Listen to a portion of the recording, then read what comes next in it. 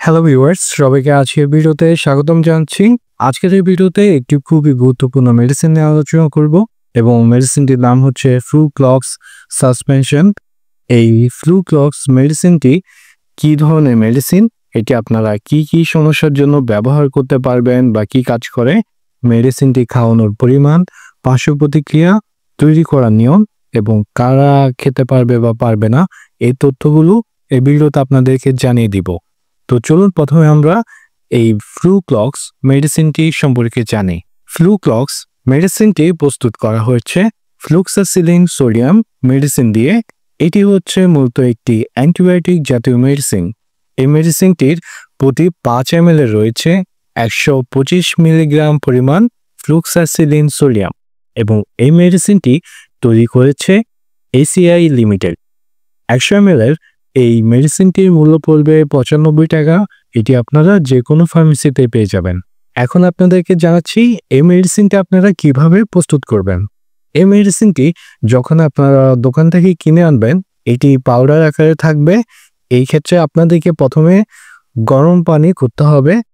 পানিকে অবশ্যই ফুটাতে হবে।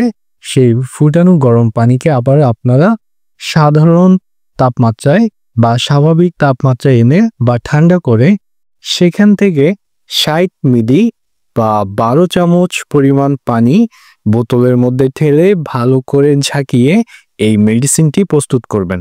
আর এই মেডিসিনটি কিন্তু আপনারা 7 দিন পর আর ব্যবহার করতে পারবেন না।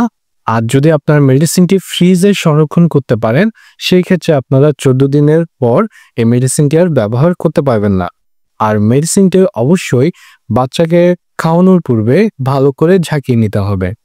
এবার আপনাদেরকে জানাচ্ছি যে কি কি সমস্যার জন্য এই মেডিসিনটা আপনার বাচ্চাকে আপনারা খাওয়াতে পারবেন বা প্রাপ্তবয়স্ক ব্যক্তিরও খেতে পারবে। ফ্লুক্সাসিলিন বা এই ফ্লুক্লক্স মেডিসিনটি হচ্ছে একটি অ্যান্টিবায়োটিক মেডিসিন। এটি অনেকগুলো সমস্যার জন্যই কিন্তু প্রেসক্রাইব করা হয়ে থাকে। তার মধ্যে সবচেয়ে যেই কমন বিষয়গুলোর জন্য এই মেডিসিনটি প্রেসক্রাইব করা হয়, তার মধ্যে উল্লেখযোগ্য হচ্ছে যদি কারো শরীরের কোনো অংশ কেটে যায় বা ছিঁড়ে যায় বা কোনো অংশ যদি কেটে যাওয়ার কারণে সেলাই করা হয়, সেক্ষেত্রে সেই ক্ষত স্থান বা কাটা স্থান দ্রুত শুকানোর জন্য এই মেডিসিনটি দেয়া হয়ে থাকে। অনেক সময় দেখা যায় যে অপারেশন করার পরও শরীরে সেই কাটা স্থান দ্রুত শুকানোর জন্য এই মেডিসিনটি প্রেসক্রাইব করা হয়। এছাড়া শরীরের কোনো অংশে যদি ইনফেকশন হয়ে থাকে বা পুঁজ হয়ে থাকে, সেই ক্ষেত্রেও কিন্তু এই মেডিসিনটি দেয়া হয়ে থাকে। এছাড়া শরীরের কাটা স্থানে যেন ইনফেকশন না হয় এবং দ্রুত শুকায়, সেক্ষেত্রেও কিন্তু এই মেডিসিনটি দেয়া হয়। এছাড়া এই মেডিসিনটির আরও কয়েকটি কাজ রয়েছে, যেমন আপনার টনসিলাইটিস বা টনসিলের সমস্যার জন্য, তারপর সাইনোসাইটিসের প্রবলেমের জন্য এটি দেয়া হয়। এমনকি যাদের একজিমা সমস্যা বেশি, তাদের ক্ষেত্রেও কিন্তু এই মেডিসিনটি প্রেসক্রাইব করা হয়। আর এই মেডিসিনটার আরেকটা গুরুত্বপূর্ণ ব্যবহার হচ্ছে যে মূত্রনালীতে যদি কারো ইনফেকশন হয়, সেটা পুরুষ হোক বা নারী অথবা বাচ্চাদের ক্ষেত্রেও, সেই ক্ষেত্রেও কিন্তু এই মেডিসিনটি প্রেসক্রাইব করা হয়ে থাকে। দেখা যায় যে প্রস্রাবের রাস্তা জ্বালা পোড়া করে বা ইনফেকশনের কারণে বিভিন্ন প্রবলেম হয়ে থাকে, তো এই ক্ষেত্রেও কিন্তু এই মেডিসিনটা দেওয়া হয়ে থাকে। তো এবার আপনাদেরকে জানাচ্ছি যে মেডিসিনটা আপনারা কি পরিমাণে খেতে পারবেন বা আপনার বাচ্চাকে কি পরিমাণে দিতে পারবেন।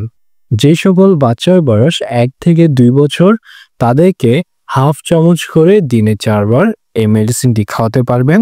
যে সকল বাচ্চার বয়স 2 থেকে শুরু করে 6 বছর, তাদেরকে 1 চামচ করে দিনে 4 বার খাওয়াতে পারবেন। আর যাদের বয়স 7 থেকে শুরু করে 15 বছর, তাদেরকে এই মেডিসিনটি 2 চামচ করে দিনে 4 বার খাওয়াতে পারবেন। আর এই মেডিসিনটি অবশ্যই একটানা 7 দিন খাওয়াতে হবে। খেয়াল রাখবেন যে এটি কিন্তু অ্যান্টিবায়োটিক জাতীয় মেডিসিন। এটি অবশ্যই আপনাকে কোর্স কমপ্লিট করতে হবে। যদি আপনার 2-3 দিন খাওয়ার পরও যদি সুস্থ হয়ে যায়, সেই ক্ষেত্রে আপনাকে আপনার ডাক্তার যতদিন আপনাকে লিখে দিবে খাওয়ার জন্য, ততদিন অবশ্যই খাওয়াতে হবে। আর এই মেডিসিনটা আপনারা বাচ্চাকে বা আপনারা যদি খান সেই ক্ষেত্রে খাবারের আগে 1 ঘন্টা পূর্বে এই মেডিসিনটি খাবেন। এবার আপনাদেরকে এই মেডিসিনটির পার্শ্ব প্রতিক্রিয়া সম্পর্কে জানিয়ে দিচ্ছি। এই মেডিসিনটি সামান্য কিছু পার্শ্ব প্রতিক্রিয়া আছে যা খুব কম সংখ্যক মানুষের ক্ষেত্রে দেখা যায়, যেমন এটি খাওয়ালে হয়তো বমি বমি ভাব হতে পারে বা বমি হতে পারে, ডায়রিয়া হতে পারে, বদহজম হতে পারে। তো এছাড়া আরও হেপাটাইটিসের প্রবলেমও দেখা দিতে পারে। তো আপনারা যদি পরিমাণ মতো মেডিসিন গ্রহণ করেন আশা করি এই সমস্যাগুলো হবে না। আর কারোর যদি বমির সমস্যা বা বমির ভাব এই ধরনের সমস্যা দেখা দেয় আপনারা অবশ্যই গ্যাস্ট্রিকের মেডিসিন গ্রহণ করবেন। আর প্রেগন্যান্সি অবস্থায় মহিলারা এটি খেতে পারবে, যদি খুব বেশি প্রয়োজন হয় তাহলে সেই ক্ষেত্রে ডাক্তারের সাথে যোগাযোগ করে মহিলারা এটি খেতে পারবে। আর আরেকটি বিষয় হচ্ছে যে কারা এই মেডিসিনটি খেতে পারবে না সেটিও আপনাদেরকে জানিয়ে দিই। যাদের যকৃতের সমস্যা রয়েছে বা অ্যালার্জিক ডায়াথিসিসের সমস্যা রয়েছে তারা কিন্তু এই মেডিসিনটি ব্যবহার করবেন না। তো এ হলো আজকের এই ফ্লুক্লক্স সাসপেনশনটি সম্পর্কে আলোচনা। আজকের মতো ভিডিওটি তাহলে এখানে শেষ করি। আপনারা সকলে ভালো থাকবেন, সুস্থ থাকবেন। ধন্যবাদ।